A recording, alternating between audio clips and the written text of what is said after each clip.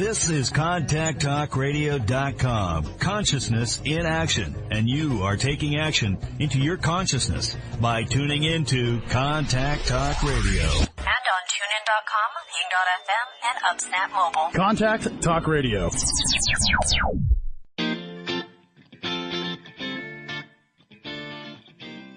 Welcome to HR and Career with AldeenST. Aldeen is a passionate human resource professional and career coach on a mission to explore and find best practices in HR and career development. Join AldeenST and her guests to explore the complexities of human resources and career development. This is HR and Career with AldeenST.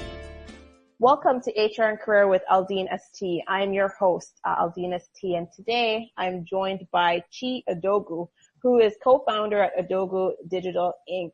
And Chi is one of those people that you have to meet when it comes to marketing and branding. He's been featured in the Huffington Post, the Good Men Project, Addicted to Success, even on Thrive Global. Chi is going to be sharing with us today how HR is really changing the game with employer branding. A lot of, I would say a lot of the discussion around the future of work and employees have really gone into the employee experience, very similar to marketing's customer experience. And today, Chi is going to be sharing with us about how we can get employer branding right. So, Chi, welcome to the show. Thank you, Aldeen. Nice to be here today. Well, awesome. It's great to have you. Another great chat with you. I'm really looking forward to it. So, Chi, can you tell us a little bit about how marketing branding is now being, kind of flowed into employer branding? What kind of changes have you seen as we've kind of transferred from, marketing to customers and focusing on customer experience to now employers probably reaching out to you and focusing on employee experience? Sure. So the evolution of marketing, especially as it relates to human resources, has changed over the years. HR used to be that division that was just there for the administration of HR processes in an organization. That's onboarding, right. Hiring, firing, well-being, and all that. But now, as the world has changed, we find that more people are going into the gig economy or the freelance economy as opposed to working for corporates. Corporates seem to be having a lot more churn. There are higher attrition rates and lower retention rates across the board just because people are finding they don't want to find themselves stuck in the same job for longer than they have to. It now falls on HR to now figure out ways to not just retain, but also engage the high performers in any organization. So what does that mean? That moves way beyond talking about things like, well-being, compensation, and bonus. That comes into the role of creating a culture and telling the story about the culture of your organization. So HR's role transformed from not just administration and management, but also storytelling and publicizing what happens in the community of employees they have in their particular organization. And a lot of companies are not getting it right because they still kind of saddle the HR managers and the HR staff with the running of the day-to-day stuff that is HR, whereas HR people need to be broadened in such a way that they need to be out there talking on places like we're talking now on podcasts, writing articles out there and sharing the message of, hey, you know what? These are what the cool things the people in our organization are doing. We don't just talk the talk about well-being, rewards, compensation, transparency, and whatnot. We actually live these values because a lot of the times, like we see in the media, many companies have what I like to call bumper sticker values. It's like United and Uber, just to name a few that have been in the media lately. They tell you about how great they are and whatnot, but on the inside, it really, really is a rotten place to work. And it flowed from the head down.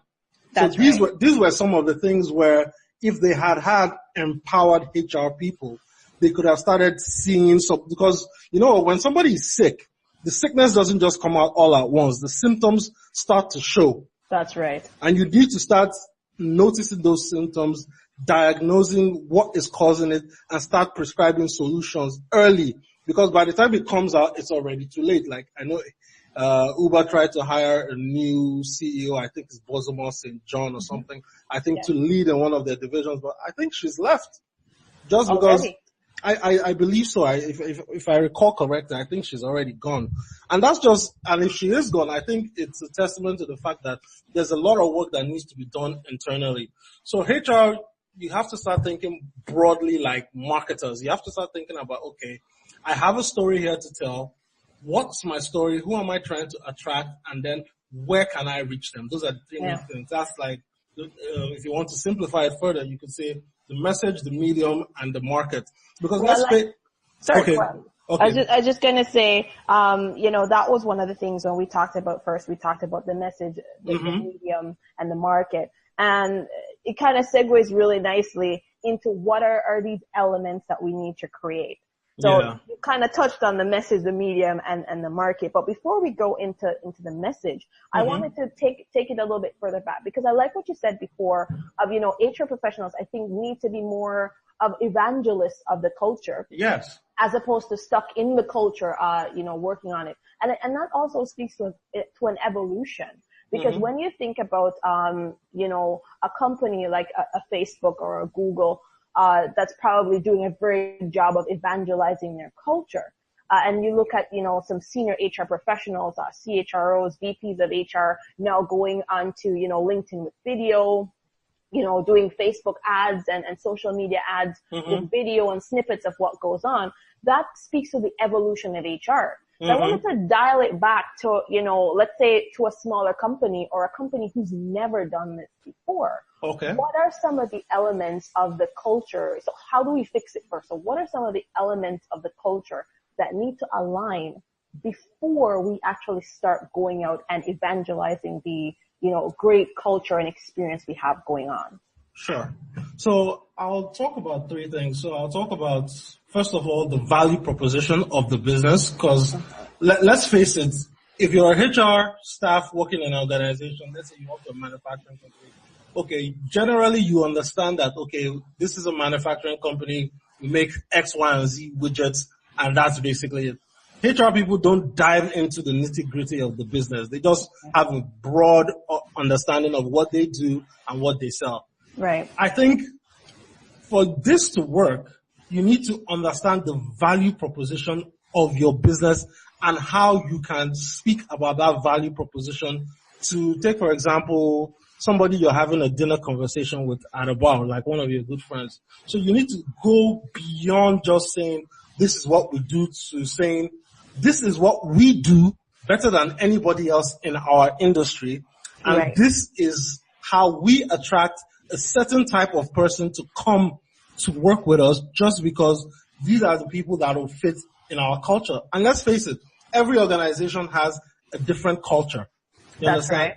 If you're working in a quantitative hedge fund, it stands to reason that you might not find a lot of social butterflies or jocks, but you might find a lot of people that are introverts. You might find a lot of people that are high math skilled people, and you might find just one or two sales people. But that does not mean that they're not going to get along. It just means that, for the value proposition of this business to work, this culture is best suited for this introverted, highly skilled math person. But having that person alone is not going to make the business thrive. That's making the sausage. You now have to have somebody else to sell the sausage.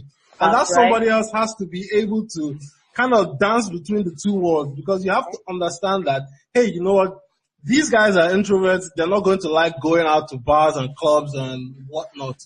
But they may like whining and dining. Yes. But they might like, even if it's simple, I was watching the other day on one of the late night shows, and I saw that one of the guys from Lou Mangiano, the guy that's married to Sofia Vergara, he's a big Dungeons and Dragons fan. Now, looking at him from the outside, I know very well that he's a Pittsburgh Steelers fan, because I used to live in Pittsburgh. But I would have never guessed, this Hollywood megastar, big into sports. He looks like a sportsman. I would have never thought he'd be into geeky Dungeons and Dragons. But guess what? He's like the #1 Dungeons and Dragons guy in Hollywood, and he brings all the Dungeons and Dragons fans who you wouldn't like people like wrestlers like The Big Show come to his house to play Dungeons and Dragons. So that just goes to show you that you know what, you have to know your value proposition, and then you have to be able to speak to that and drag people out. So it doesn't just appear that, okay, this is one type of person that we have in this company and this is the one type of thing we do. We have a wide variety of people, but guess what? We can find different ways to connect over seemingly unconnected, will I say entities, or will I say issues? And you raise a really important point there, Chai, because in a previous episode, we talked about, how the role of HR is changing and how we can really be important and be valuable to the company. And just the point you mentioned about understanding our value proposition. A lot of HR professionals do not understand what the business does differently. And if we want to be partners, we want our seat at the table, we want to have our say in strategic decisions. But to your point, if we are more general, broad stroke, not diving into the core elements of what really makes the business work, it's very difficult for us to go out and sell, our own business, our own role to candidates. Because I've liked the shift that has happened, and I've often even talked to a couple of clients that I work with. I've even talked to our marketing departments, and I like to say to them, listen, I am the other side of the same coin as you. Yeah. You are reaching out to external customers, creating a positive experience for those customers, making sure that they understand what is valuable to them, making sure that they understand the products that we offer, making sure that they understand that we are a solution to you. Here are all the things we can do. Mm-hmm. But on the HR side, we have a very, I'm going to say, high level understanding of the business. We do not understand a lot of the times what our value proposition is. We don't understand what is important to our employees who are our internal customers. Mm-hmm. And so it's very difficult when you talk about, I can see it also being difficult for a lot of HR professionals to now become that evangelist. Because unless you've got that core foundation and understanding of what it is that you're selling, I mean, as good a salesman as you probably would be, you're probably not going to get anybody biting on those, because now you're not able to convince. The other thing that I've also noticed is that HR tends to be more reserved. And we tend to be more reaction, be more reactive as opposed to proactive. Yes. And I think with the future of work coming and all these different so right now we've got so much technology already being infused into HR. We're starting to evolve beyond the spreadsheets, and tabulation tables to where we're getting into information systems, document management systems. And by the time we're starting to creep up to speed, now we're coming into AI, VR, AR, and all of these other, I'm going to say acronyms that a lot of people are thinking, what? I mean, we just came out of the spreadsheet era and already we're getting replaced by robots. But the truth of the matter is, to your point, if we're not able to know, to be able to transition our organization into the future of work, attracting the right people, retaining the right people, through our employer branding again, I mean, we're going to be just like the tabulation table and the spreadsheet. Yeah. We're going to become obsolete and have limited value. So that's a very good point that you mentioned there. And I love what you just said right now, that, the world has gone from spreadsheets, AR, VR, AI and whatnot. And that the fact that, let's face it, in any organization, whenever you talk to a HR person, guess what's the first thing comes to the mind of the person you're speaking with? The person feels they're in trouble, because for you to get to talk to HR, guess what? Some problem has occurred. Exactly. So that's why you have to get to HR and talk to them to sort the problem out. That's right. So what I prescribe to solve this problem is that, the more, as things get more high tech, more sophisticated, HR has to kind of disrupt themselves, so to speak. You have to now start going low tech. Let's not make it such that, the first contact you have with an employee in your organization is when there's a problem or when there's negative feedback or you need to correct somebody. No, you need to start having that personal touch and that personal conversation, because guess what? For you to know the value proposition of your business, you have to know your people. That's right. And you have to know your customers. Exactly. And HR people do not know their internal customers because they're so siloed away from them. They're in a different division and you only get to talk to them when you're going to the principal's office, when you're in trouble. That's so right. I would say for things to shake up, I would say, guess what? Maybe once in a while, rather than sit in your desk, which is away from everybody else on the production floor, why don't you do a week or do 2 weeks on the floor where everybody else is working? Let them see you work and see what you do, and you see them and you see what they do, and start connecting with them naturally and start talking about how their day is going. Go out to lunch with them. Let them not feel that, you know what, anytime the HR person is talking to me, you know what, I have to start discussing compensation, transparency. I'm not satisfied. We need to go out and do connectivity events and all that stuff. That's right. And I think where you're going with that, Chai, is the traditional view of what HR does. Because everybody knows what marketing does. Everybody knows what finance does. And to your point, when you talk about HR, all we are known for is being the disciplinarian of the organization, you know, or the police of the organization. So we're either disciplining you because you broke the rules, or we're enforcing the rules. You know, we're not getting credit for the feel good. You know, I was talking to a colleague recently and she said, you know, HR isn't associated with feel good. Marketing people are cool, you know, sales people are cool, and HR people are the police. You know, we don't evoke any feel good.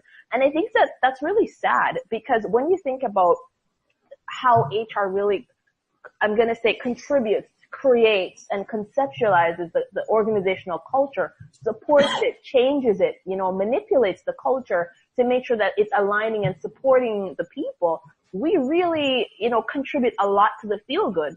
A lot of the, I'm going to say, social elements, or a lot of the, you know, additional benefits that you get, for example, wellness programs, you know, parties, the lunches, get-togethers, you know, company events are usually organized by HR, or in collaboration with our marketing team. So we are, you know, creating, for want of a better phrase, the feel good, but yet, you know, we are not associated with the feel good. And that's our fault. That's really our fault. And I think creating an employer brand, getting it right, probably one of the first things we need to do, which I know is going to sound a lot easier than it is creating a better perception of what HR is. Yeah, you know? But another thing, Aldeen, like you just mentioned, HR creates those social events and connectivity events and whatnot. But guess what?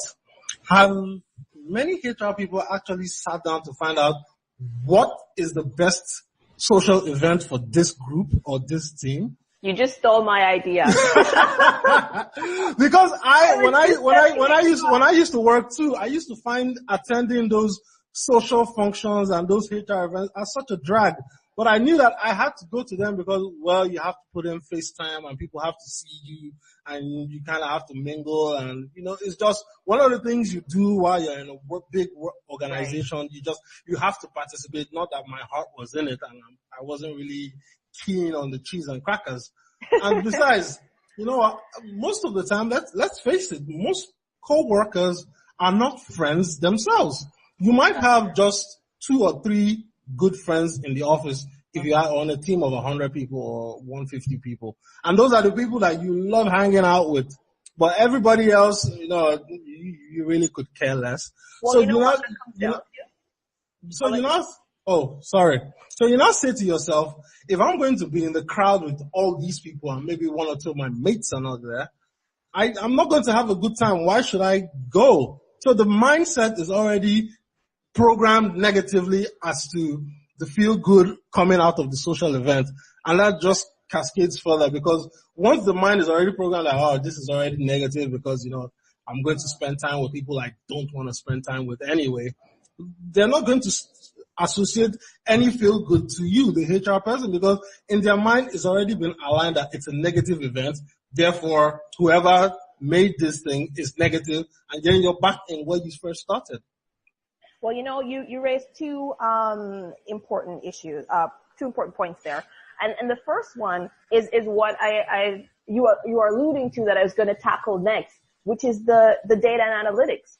I keep going back to this, where HR continues to fail the organization in the fact that they're not they're not collecting or utilizing enough data and analytics. Mm-hmm. I know, some of the common excuses they use is we've got so much to do, there's not enough resources, we don't know how to effectively capture it.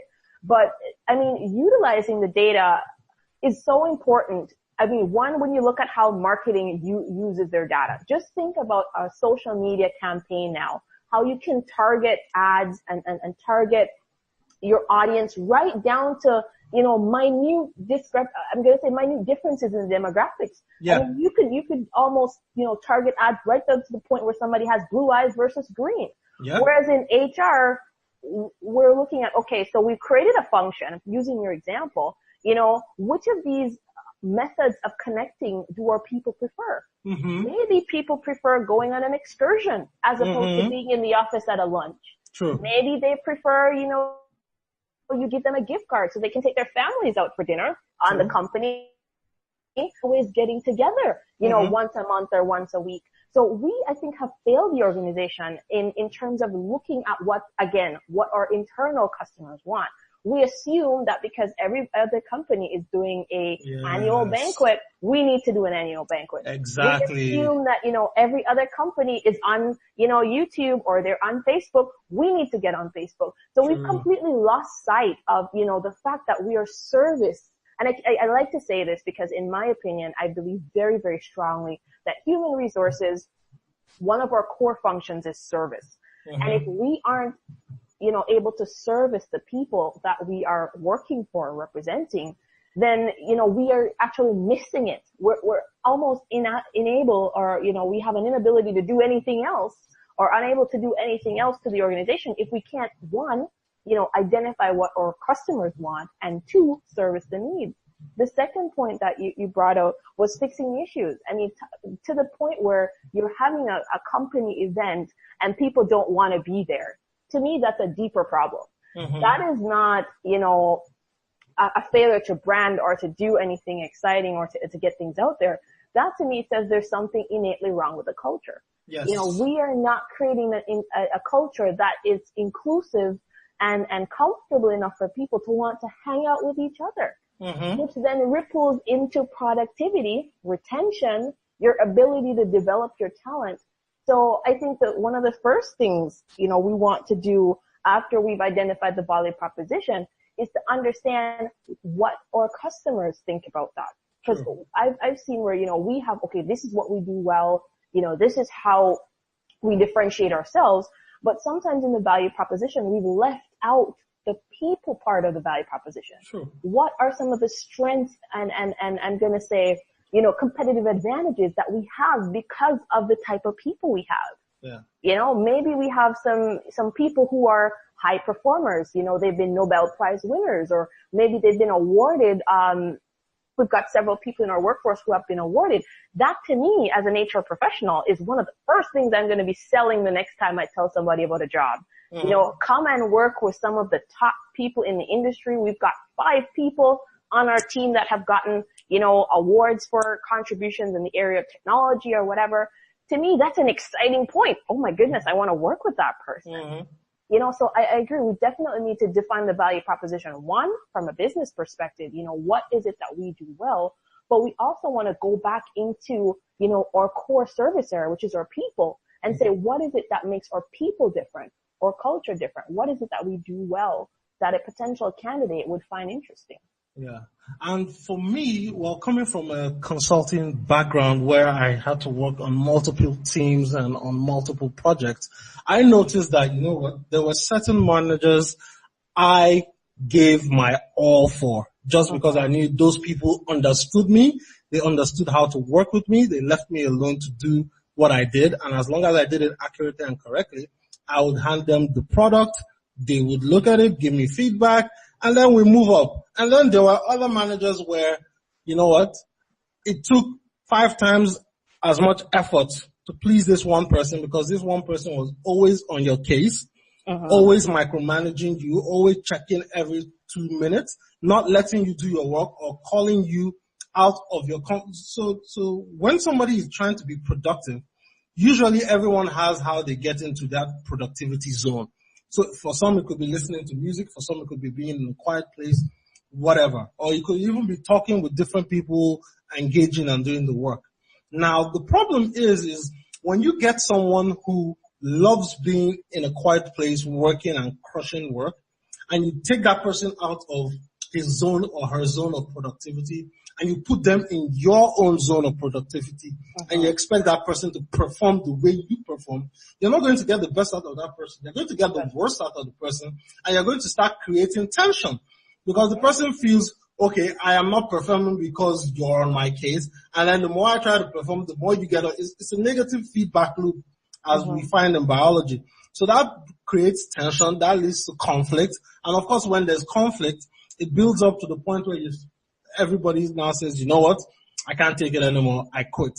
And I saw that a lot, to the point where people were leaving the organization, not necessarily because they didn't like the work or they didn't like the company, but the fact that they had managers who were taking them out of their zone of productivity and micromanaging them and forcing them to be and act in a way that is not naturally advantageous to their own skill set.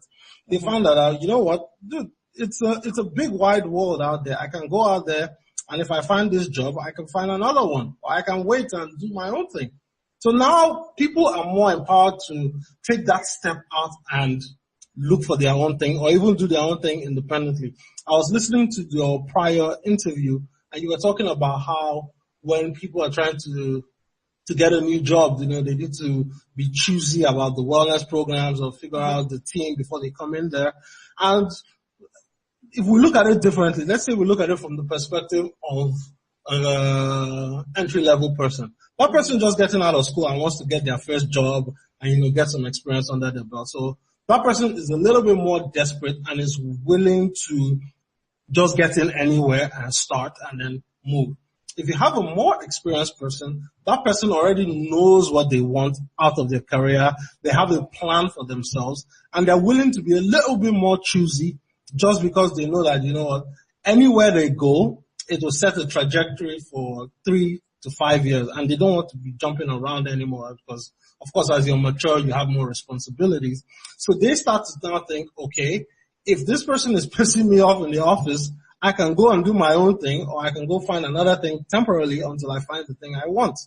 Right. So those are the type of things that managers, directors, MDs, and CEOs need to start thinking about. That, you know what, your human capital, they're your most important assets, and they can walk out the door at any time. Now we've even heard of people ghosting interviews and ghosting work.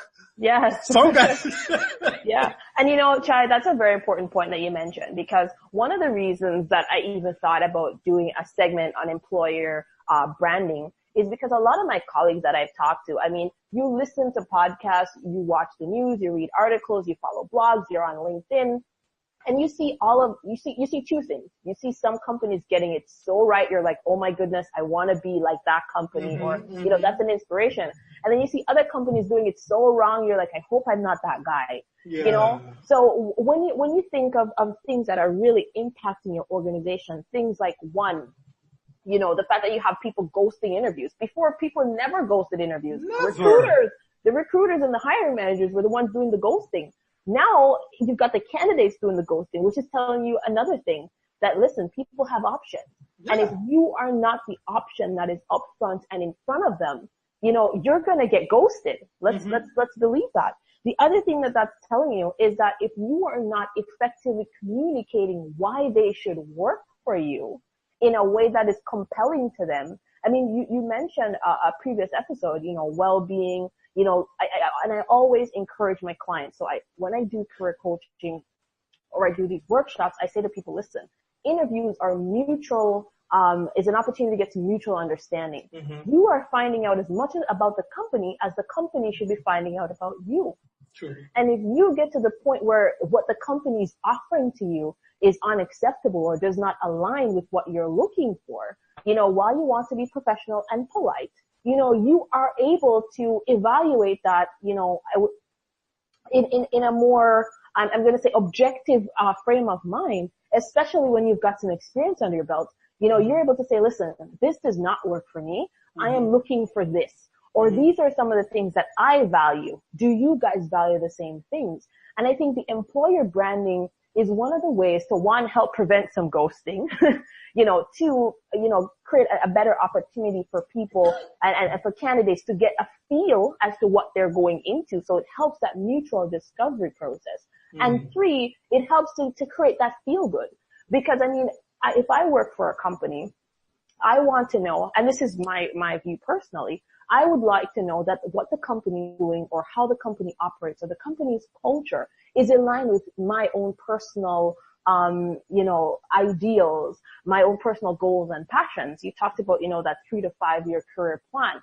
A lot of people nowadays, it's 1 to 3 years. A lot more people are staying less time at each role because there's so much, I'm going to say, variety out there. And if you're not doing what you need to do to retain your talent, by developing them, giving them good opportunities and making sure that you're catering to their entire well-being, not just the fact that they're getting a good paycheck, but, that they're in a positive working environment. You talked about, the scenario with the manager, making sure that they are being supported the right way.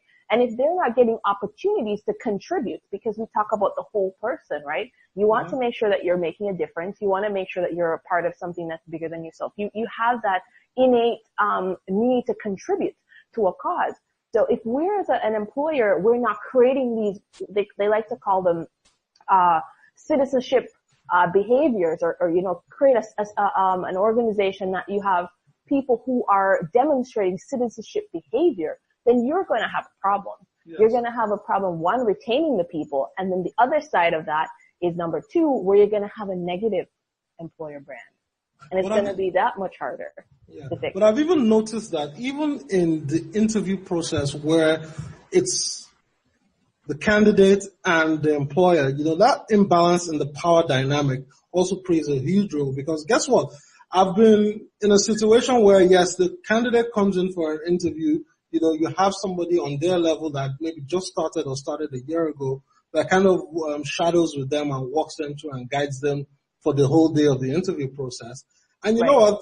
After getting that 1 year of experience, I felt like I want to tell people, dude, if you have other options, don't come here. But I cannot say that because I'd be badmouthing my own company, because I don't know who sent that person. I don't know where that person is coming from. I don't know what dreams and aspirations that person had before they applied and they came in. For me to now come and say, you know what, these are the actual issues here, which will never be discussed by anyone you're going to interview with, just because we don't talk about those things here, So you're only going to hear, the bumper sticker, we have a great culture, compensation is great, promotion is going to come every now and then, you do a good work, you work hard, we'll put you on some great projects, you have visibility. We listen to all those stories and whatnot, and then you get jaded as an longer serving employee. You get jaded and you're like,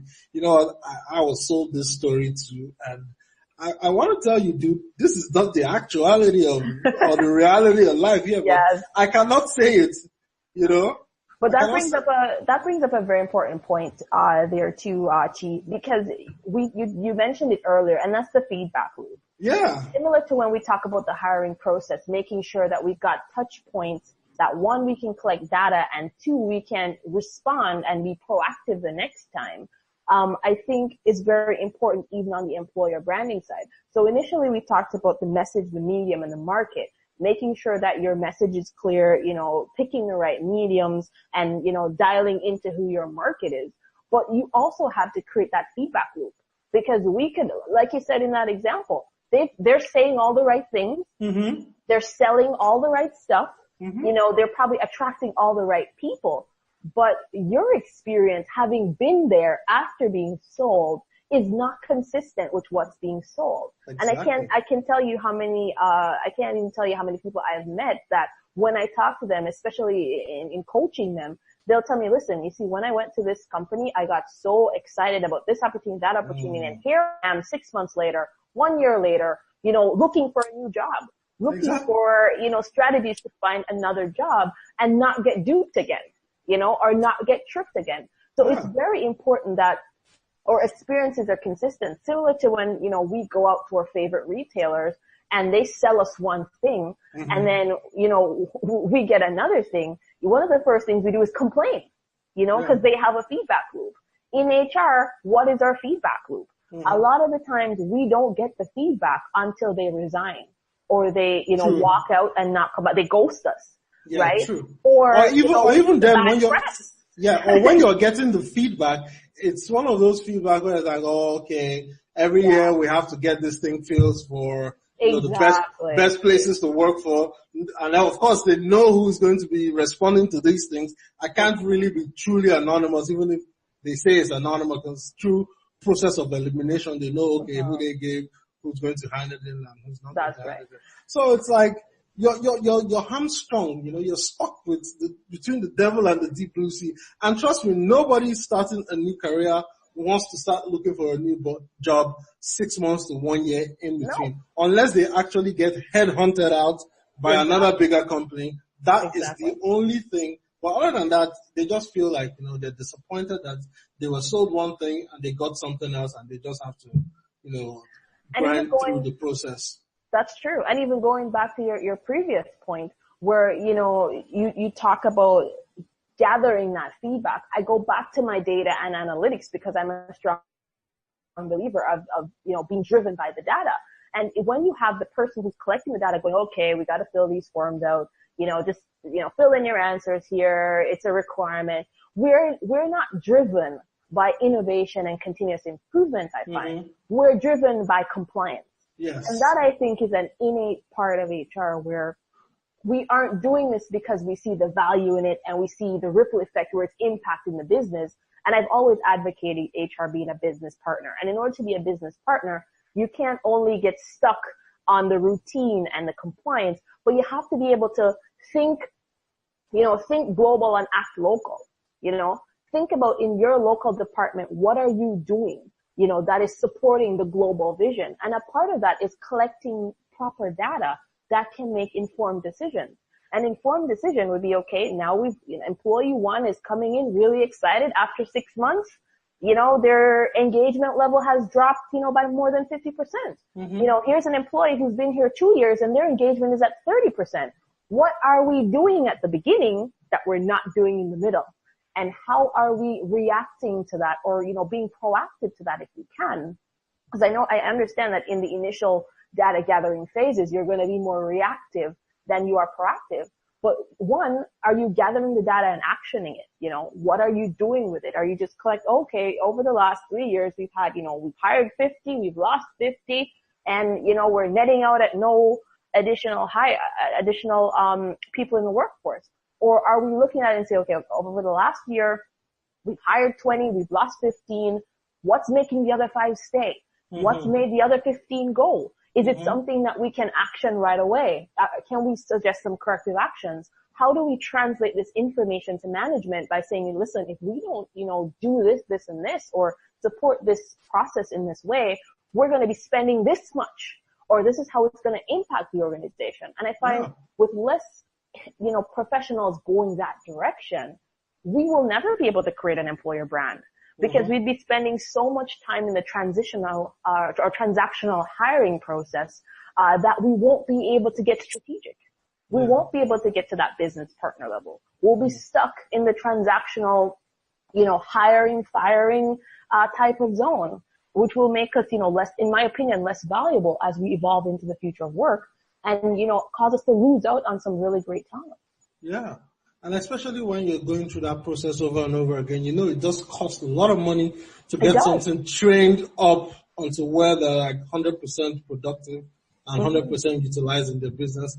But then when an old person leaves, guess what? There's a lot of institutional knowledge that probably has not been, I've rarely seen any organization that codifies and tries to bring out any institutional knowledge from any of their employees that have been there longer than 3 years.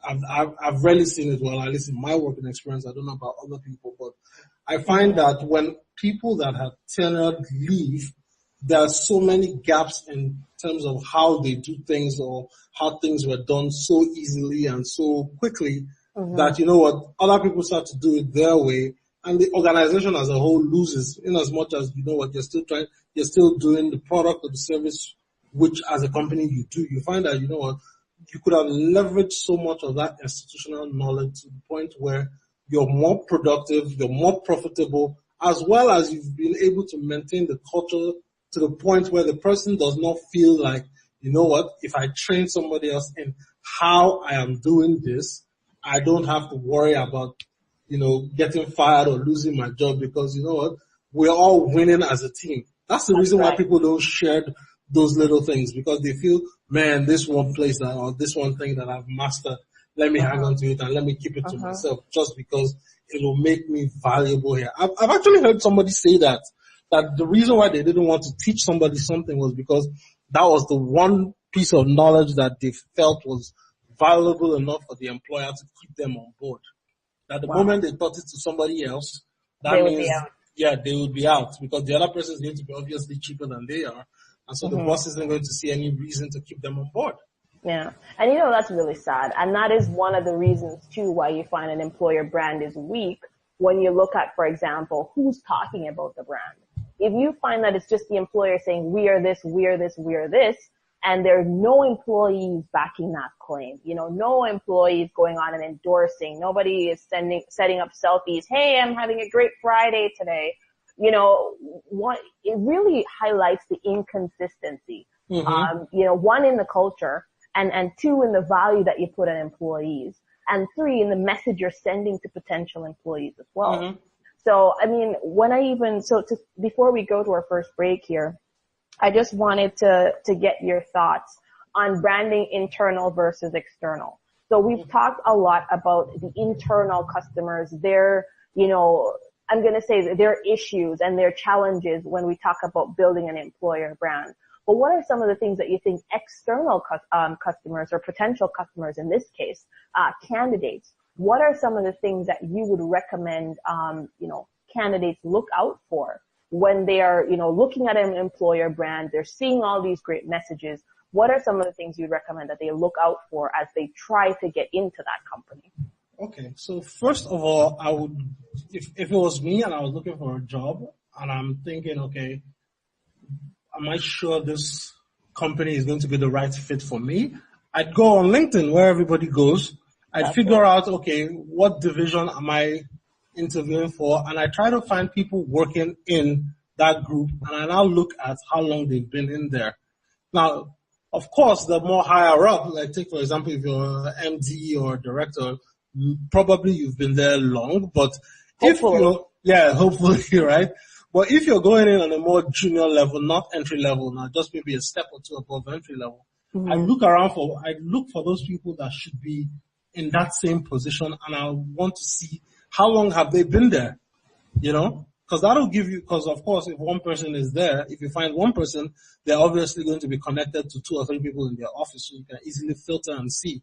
And then you get a sense of, okay, this person just jumped in here last year, or this person has been here for 3-4 years, so they've been promoted, or whatnot. So that gives you a little idea of, you know what, if you look at, and it's not hard to do, you could probably do this in an hour, you could find 10 people, and then it'll give you some data points to like understand, okay, you know what, for this position, there's this amount of people in there, 50% of them came in last year. Other than that, the other people that have been here, they've been here for about a solid 3-4 years, you know. So that means either they might be itchy to go out or they're enjoying it so much that they're staying. So you have to now determine, okay, since they're there, I'd actually look out for the fact that, you know, when you go on the interview, you know, try and do a walk around also. And try and see if you can talk to the people there and look for these people that you found and say, hey, you know what? I just want to, you know, get your opinion on something and just have a casual conversation. I found that a lot of job seekers or people interviewing for jobs, as much as we have all the data and all the resources at our fingertips, not very many people do research. You understand? That's right. I think it's heartbreaking to find people not doing research when everything is already there. Like when I used to actively interview, I would research a person to the point of figuring out what high school they went to or find their old photos, or just so I can find something. I remember even like getting my first job out of college, I researched the guy I was going to talk to so deeply that even in the interview, we weren't talking about the job. We were talking about our love for movies and me writing scripts and him acting in theater just because I found something about his yearbook online where he was in the theater group in his high school. And guess what? Nobody had ever asked him that. Wow. So now you just created a really good impression. Exactly. So he was like, oh, how did you know I was in theater? I was like, well, I research you, it's my job. I don't want to come in here and be unprepared, and I want to know who I'm talking to.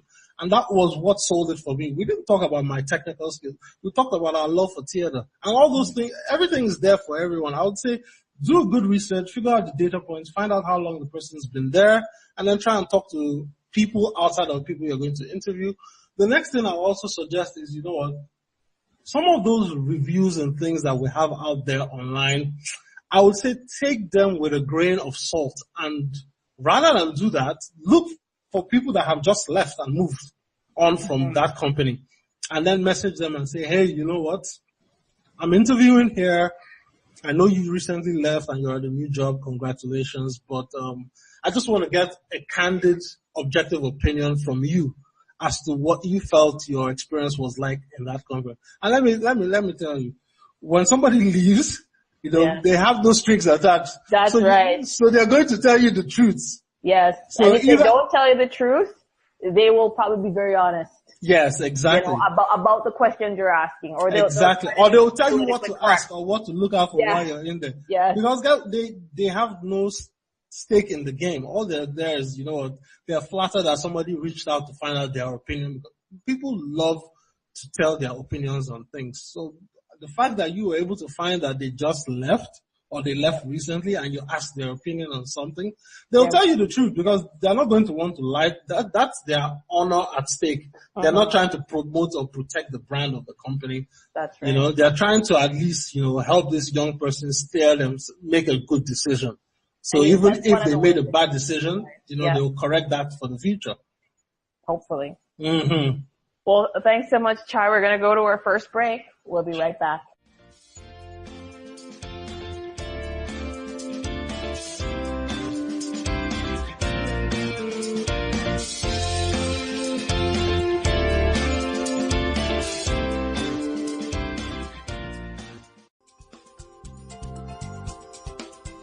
Go Coach makes career coaching accessible to everyone to unlock your potential and own your career. We partner with businesses and the consumers to elevate success. We provide a marketplace of coaches who are best in class, subject matter experts across many domains, and we focus on your most important goals in a repeatable, scalable, and measurable way, and offer coaching partnerships for all levels of experience. Our coaches teach hard and soft skills to help people accelerate your people and maximize their potential. At Go Coach, we know that growth is fundamental to the happiness of all. It is our mission to make it easy for everyone to grow in their careers, unlock their potential, and achieve greater happiness. At Go Coach, we envision a world where people have the tools they need to grow in a transparent, safe, and supportive working environment. By making career growth accessible, go to www.gocoachgo.com. That's www.gocoachgo.com. Are you stuck in a job you don't like and can't get out? Are you returning to the workforce and feeling scared, unprepared, and lost? Are you struggling with your job search? You are not alone. Many people work with a coach to use proven strategies to help them take charge and navigate their job search and career development. Learn more at AldeenST.com or email AldeenST@gmail.com to set up your first discovery session. See the difference an HR business partner can make in your business. Let us show you how a strong, strategic, and aligned human resource strategy can help you reduce costs, improve productivity, and help you retain your competitive advantage. Make your human resources strategy part of your business strategy to drive real business results. Let us show you how at AldeenST.com or at AldeenST@gmail.com. Aldeen Simmonds Thorpe Consulting, transforming your business with the power of people. Boost your job search with a masterclass. Learn how to optimize your efforts, use multiple strategies, and get hired faster through our Job Seeker Masterclasses. Learn how to craft an outstanding resume, network yourself into a job, and interview like a pro. Join a class today at AldeenST.com. Optimize your job search and get hired faster.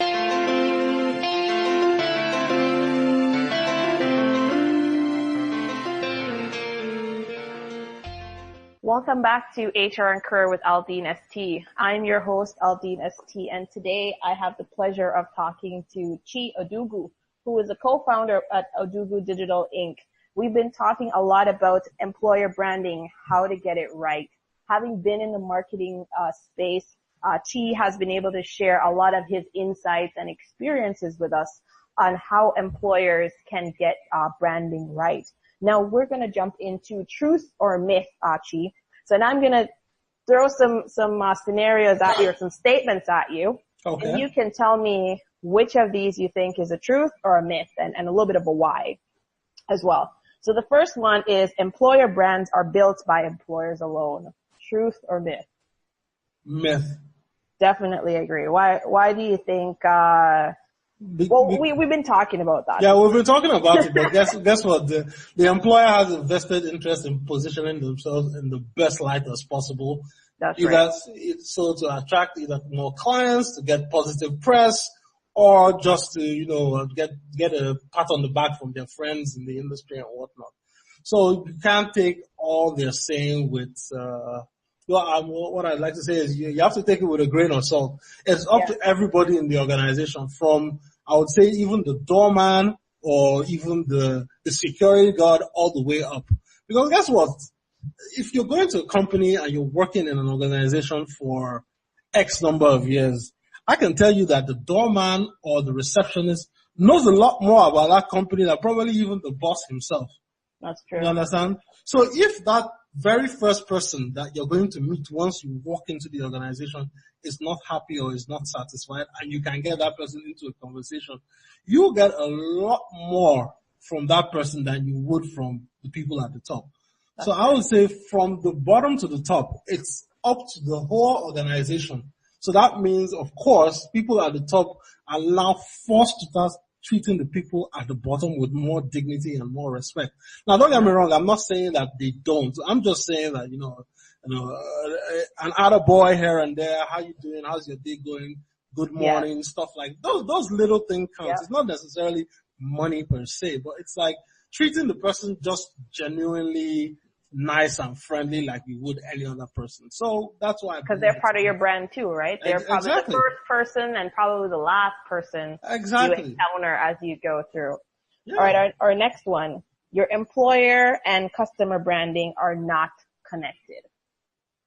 Truth or myth? Employer and customer branding are not connected. I would say that's a myth also. Yes, I agree with you. Because a lot of times, just think of, some of those popular companies, we've mentioned in the news, like Uber, Starbucks. The fact that, they're able to connect it with the brand, they're not just looking at, the employer part of the brand is bad, or the customer part of the brand is bad. They look at the brand itself.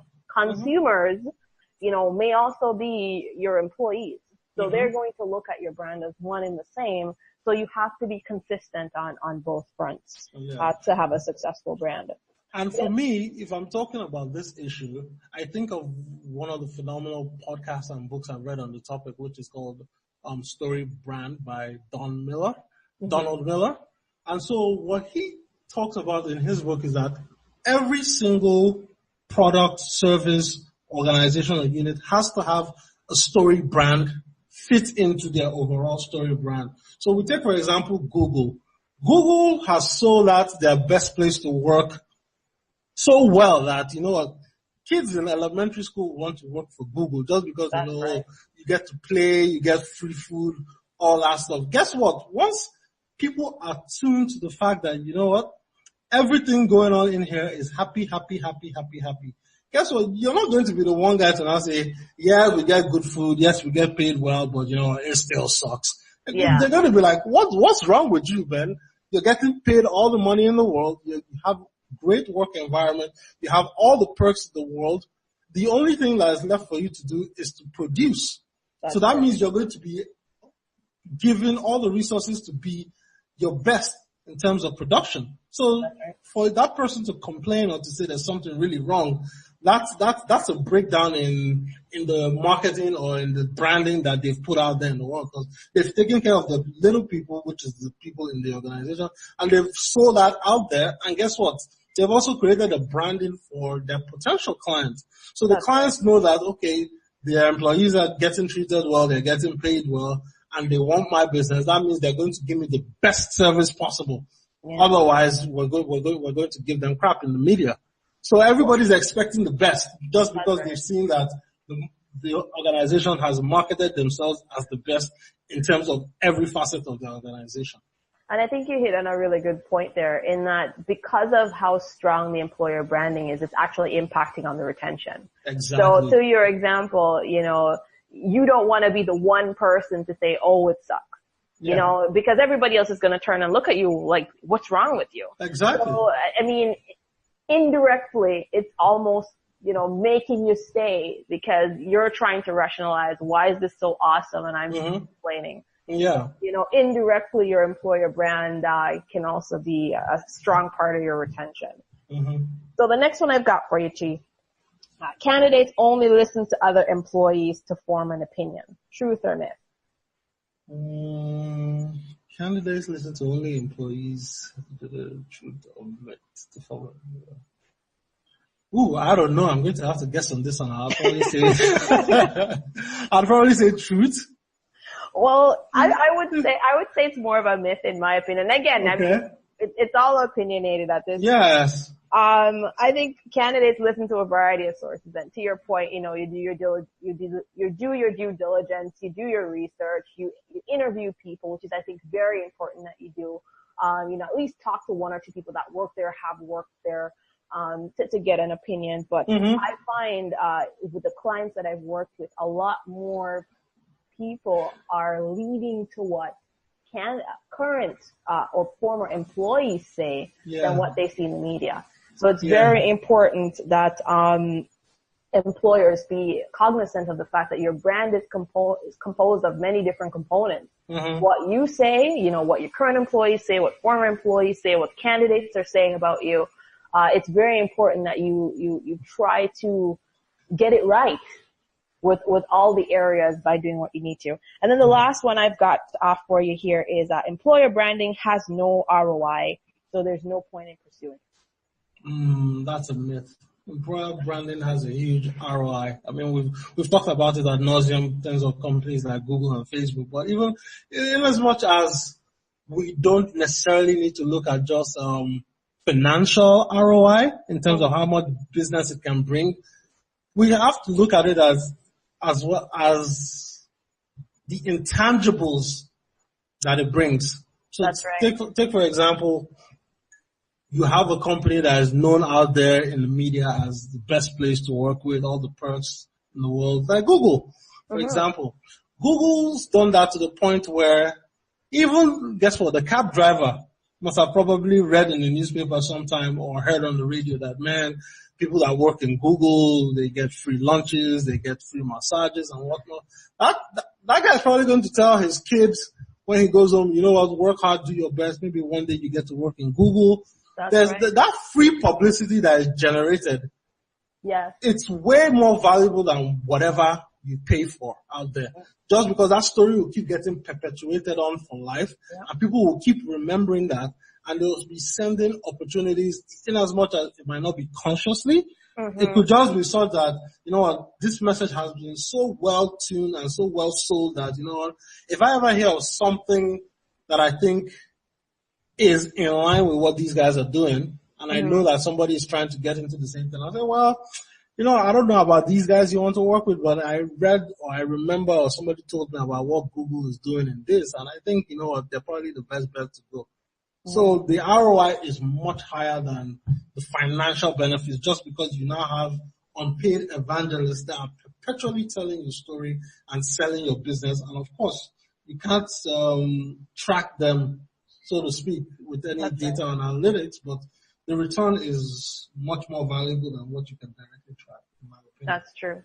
That's so true. And I mean, another point that just came out of that too is that if you are able to influence people in such a way that without even having the experience themselves, they're selling for you. I mean, that speaks to the human connection that sells. Mm-hmm. And I mean, as a marketer, you probably agree with me when I say you're much more likely to buy from somebody that you know than somebody that you don't know. And in this scenario, having somebody, maybe somebody he took in his cab, using your example, that probably talked about their experience at Google, or maybe just, overhearing a conversation of somebody at Google talking about, what they've experienced. He has now formed, I'm going to say a positive, and it can be negative as well, a positive impression of that employer brand, that now he's not just, taking it at face value. He's also going to the point where he's selling it to somebody else, maybe his kids or maybe his relatives, and saying, listen, this is a great place to work. He hasn't personally experienced it. Yeah. But because of, I'm going to say the residual impact it's had by, just hearing about it, now he's, able to become an advocate for them, unknown to them, obviously, but it's still resonating positively. And I want to point out again, if it is negative, it goes the same way, probably twice as fast. Twice as fast. Four times as fast. Exactly. Perfect. We're going to take our last break and we'll be right back.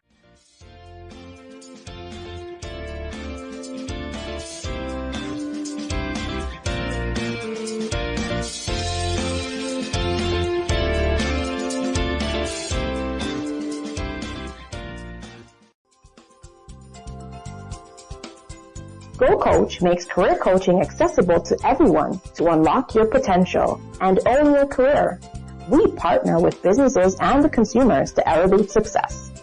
We provide a marketplace of coaches who are best in class, subject matter experts across many domains, and we focus on your most important goals in a repeatable, scalable, and measurable way, and offer coaching partnerships for all levels of experience.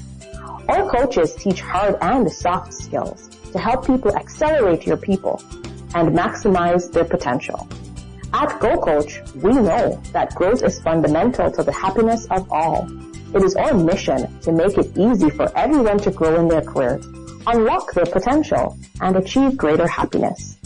At Go Coach, we envision a world where people have the tools they need to grow in a transparent, safe, and supportive working environment. By making career growth accessible, go to www.gocoachgo.com. That's www.gocoachgo.com. Are you stuck in a job you don't like and can't get out? Are you returning to the workforce and feeling scared, unprepared, and lost? Are you struggling with your job search? You are not alone. Many people work with a coach to use proven strategies to help them take charge and navigate their job search and career development. Learn more at AldeenST.com or email AldeenST@gmail.com to set up your first discovery session. See the difference an HR business partner can make in your business. Let us show you how a strong, strategic, and aligned human resource strategy can help you reduce costs, improve productivity, and help you retain your competitive advantage. Make your human resources strategy part of your business strategy to drive real business results. Let us show you how at AldeenST.com or at AldeenST@gmail.com. Aldeen Simmonds Thorpe Consulting, transforming your business with the power of people. Boost your job search with a masterclass. Learn how to optimize your efforts, use multiple strategies, and get hired faster through our Job Seeker Masterclasses. Learn how to craft an outstanding resume, network yourself into a job, and interview like a pro. Join a class today at AldeenST.com. Optimize your job search and get hired faster.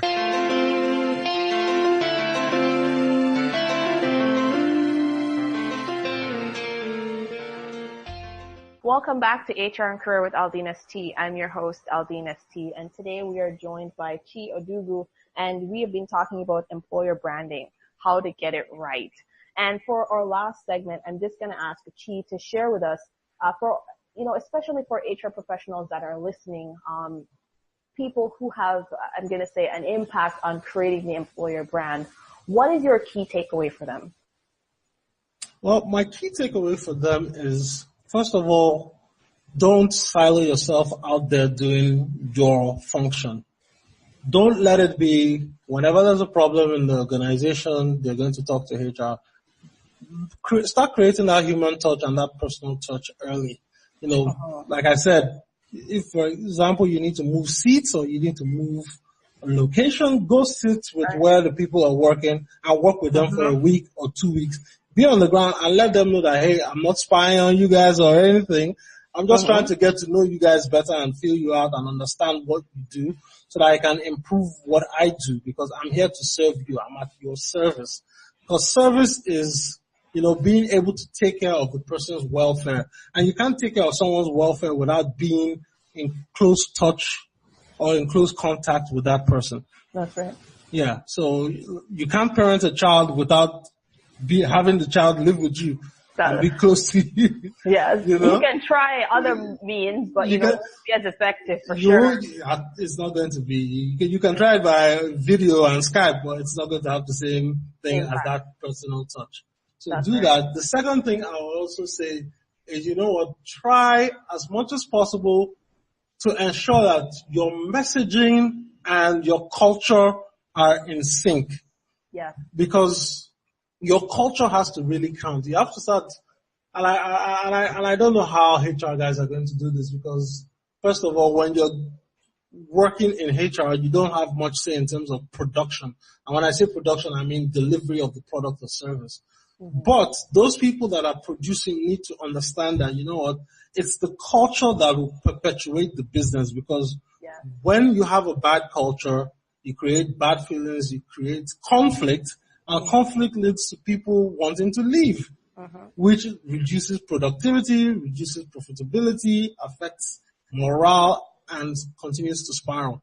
Yeah. So find a way to create a conscious culture where the leaders in an organization are cognizant of the fact that, anything we do is going to flow down.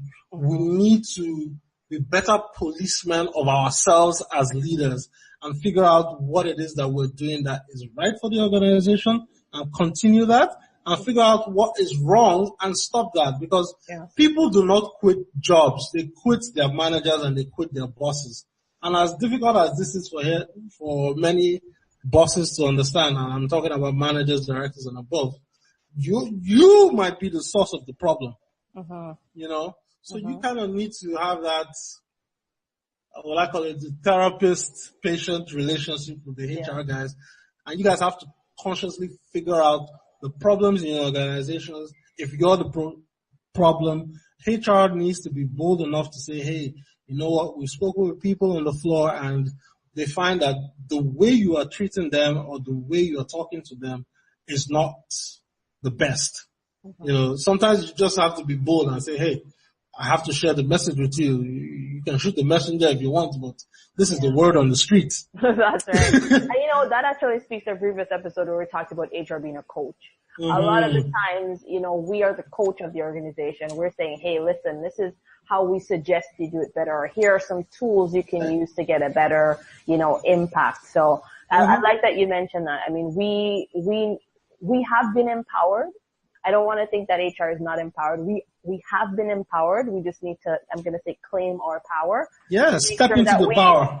Step into the power, and take that stand to be the coach for the organization and have that difficult conversation with your senior managers. And I like what you left, the message you left in your last words there, in that, the message gets the employee there, gets the candidate to an employee, but it's the culture that will let them stay. And the culture encompasses, from the management right down to the employee. So your messaging through your employer branding, as solid as it may be, it will only do enough to get them there. It is the culture that will continue to keep them. And like you said, if that's not in sync, that's where you're going to have the problem.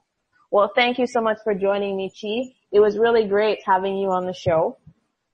It was my pleasure to be here, Aldeen. You guys are doing an awesome job, and I truly appreciate having to come and share my story, and as well as share some words of wisdom and advice for HR managers, directors, partners, and the entire organization that is looking to build a better culture and a better future for themselves and for the people they work with. Perfect. Well, thank you again for joining me for another episode of HR and Career with AldeenST. Join us again as we dive into the many facets of human resources and career development, providing you with practical and useful tips you can use to move you forward. Bye for now.